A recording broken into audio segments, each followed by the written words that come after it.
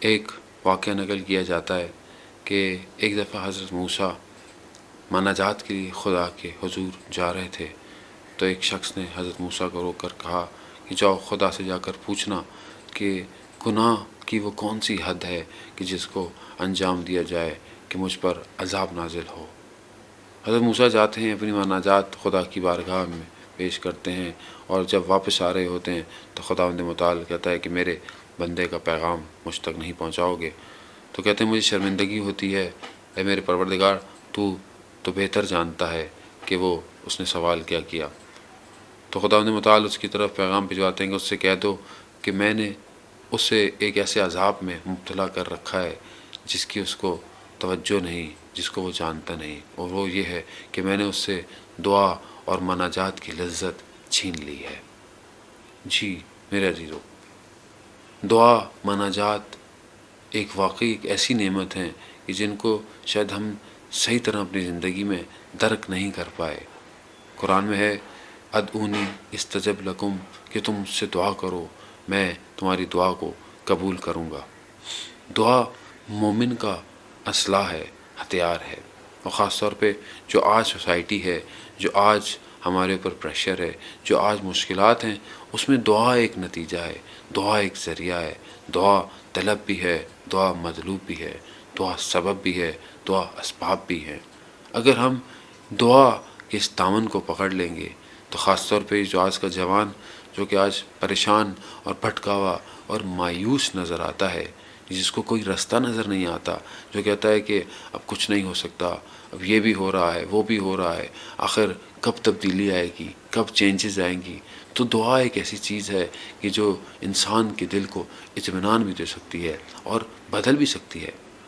خود اسی جس آیت کی تلاوت کی ادعونی استجب لکم کے ذیل میں جب علامہ طباطبائی تفسیر المیزان میں بحث کرتے ہیں تو فرماتے ہیں کہ جو لوگ دنیا میں دعائیں کرتے تھے، آخرت میں ان کو ایسا لگے گا کہ بہت ساری نیکیاں ملی ہیں، تو وہ کہیں گے کہ یہ نیکیاں تو ہم نے انجام نہیں دی تھیں، کوئی ایسا کام نہیں کیا کہ کس کے بدلے میں؟ تو کہا جائے گا وہ جو تم دعائیں کرتے تھے اور جو قبول نہیں ہوتی تھیں، یہ اس کے بدلے میں نیکیاں ہیں، یہ اس کے بدلے میں ریوارڈز ہیں۔ تو وہ پھر لوگ کہیں گے کاش ہماری دنیا میں کوئی بھی دعا قبول نہ ہوتی۔ یعنی دعا قبول ہوتی ہے، کوئی دعا حکمت رکھتی ہے، کوئی دعا کی مصلحت ہوتی ہے، لیکن دعا قبول ہوتی ہے۔ لیکن ہماری زندگی میں دعائیں ہیں کتنی؟ ہم نے اپنی زندگی میں کتنی دعا مانگی؟ ہم کتنی دعا مانگتے ہیں؟ ہم نماز میں جب آتے ہیں، وہ ہماری عادت کی نماز ہے، اور جیسی نماز ختم ہوتی ہے ہم فوراً اٹھ کے بھاگ جاتے ہیں۔ ہم نہ تعقیبات میں اتنا دھیان دیتے ہیں، جتنی بھی تعقیبات نماز ہیں سب دعا ہیں، سب ذکر ہے، اور خود ہمارے لب پروردگار کے لیے کس طرح کھلتے ہیں۔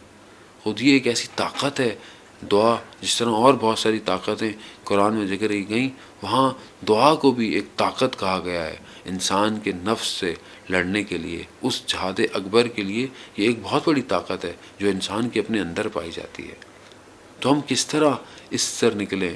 کیونکہ خود کئی جگہ قرآن میں ذکر کیا جاتا ہے کہ وہاں دعا کے کئی نکات بیان کیے جاتے ہیں کہ پروردگار کہتا ہے اپنے بندے سے کہ تم مجھ سے دعا مانگو تاکہ میں تمہاری دعاؤں کو اجابت کروں، اور جو لوگ دعا نہیں مانگتے اس کے لیے بھی قرآن میں کہا جاتا ہے کہ اگر تمہاری زندگی میں دعا نہیں ہے تو پروردگار نے تم پر توجہ نہیں رکھی ہے، تمہیں تمہارے حال پہ چھوڑ دیا ہے۔